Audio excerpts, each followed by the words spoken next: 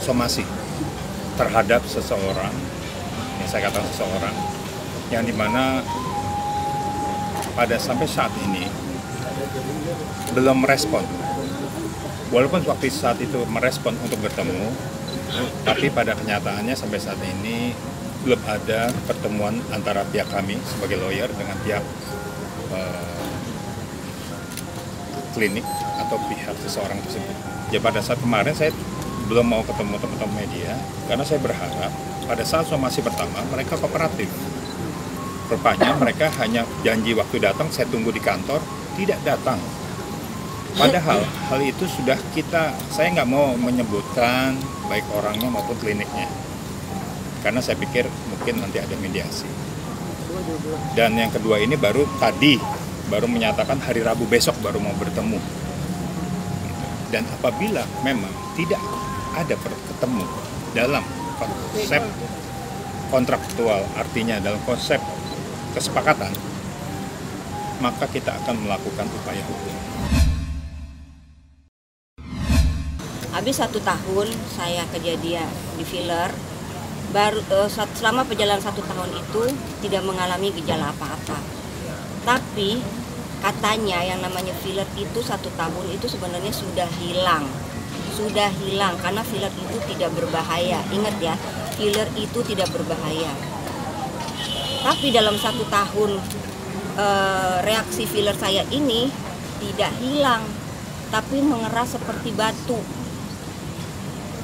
Nah itu saya sempat tanya ke teman saya cepat curhat, kok gue di filler keras ya ini gue.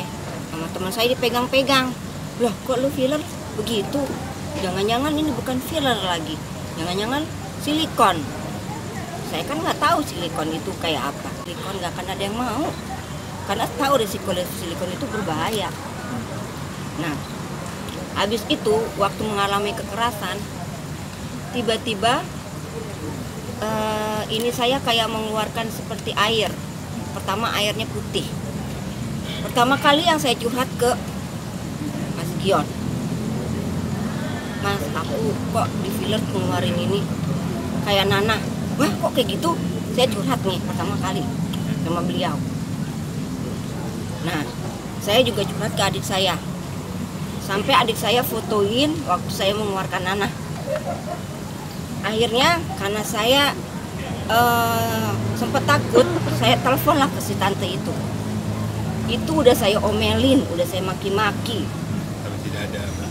Ya awalnya dia malah menawarkan saya endorse lainnya.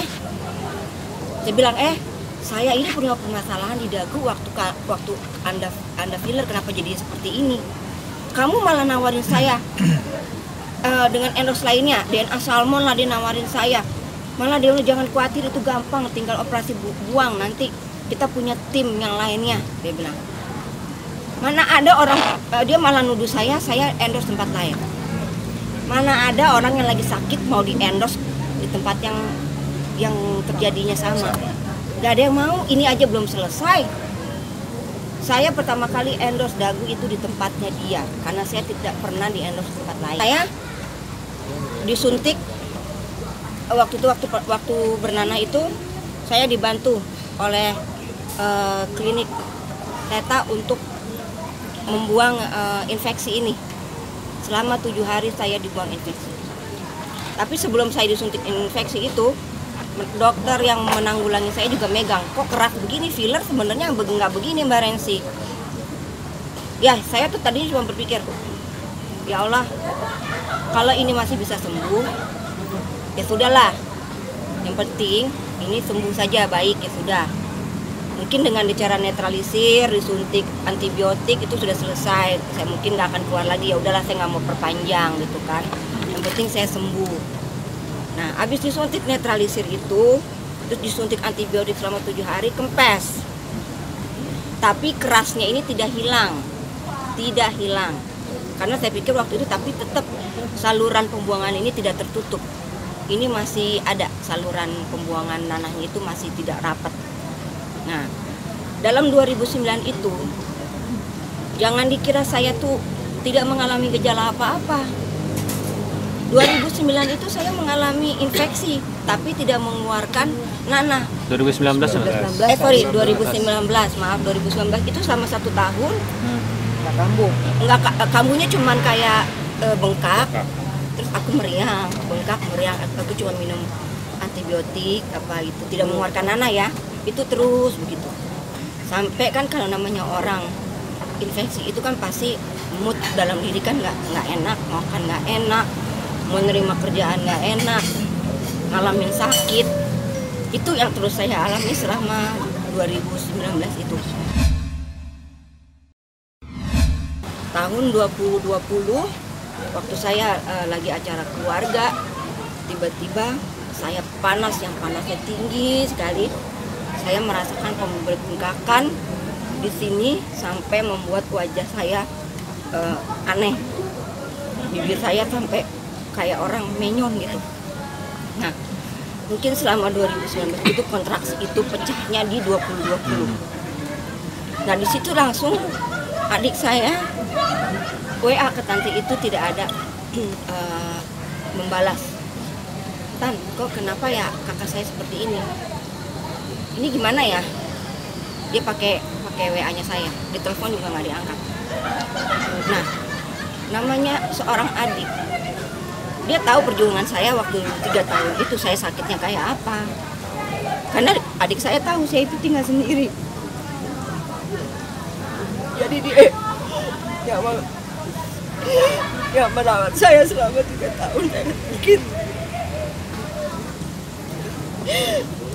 dokter yang waktu pertama nyembuhin diri saya, waktu belum dioperasi, itu udah sempat bilang, Mbak Nancy, ini nggak bisa cuman disuntik infeksi aja. Ini harus dibuang, harus dioperasi. Kalau nggak dioperasi, mau sampai kapanpun, mau 4 tahun, mau 5 tahun akan seperti ini reaksinya. Karena etikat, karena waktu itu udah sangat membuat wajah saya berubah dan badan saya yang panas banget. Akhirnya saya datang ke klinik Teta, langsung dioperasi, dibuang benda asing yang ada di dalam dagu saya itu.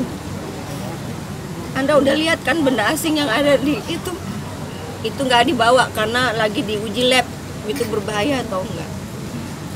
Kalau silikon itu kalau kita diem, ini kalau didiemin itu akan bisa menyebabkan kanker. Ini baru kasus yang baru yang dagu. Bibir saya belum dioperasi. Sekarang kalau memang klinik itu benar melakukan hal yang benar, kenapa bibir dan dagu saya itu masalahnya sama, dua-duanya gagal? Benar, mungkin apakah tindakan medisnya ini tuh benar atau entah yang diisiin apa, yang kita nggak tahu. Apakah obatnya kadaluarsa, apakah kita nggak tahu. Bisa aja isi sama dalamnya beda, karena kita orang awam. Oke lah kalau dia bilang yang lain kok enggak, ya mungkin yang lain beruntung, saya bukan termasuk yang beruntung. Mungkin saya lagi apes. Atau belum, mungkin aja nanti dengan kejadian saya nge-share kliniknya mungkin nanti akan ada korban yang lain. Saya harap keluar, jangan takut. Ini bibir saya 2019 sama mengalami infeksi.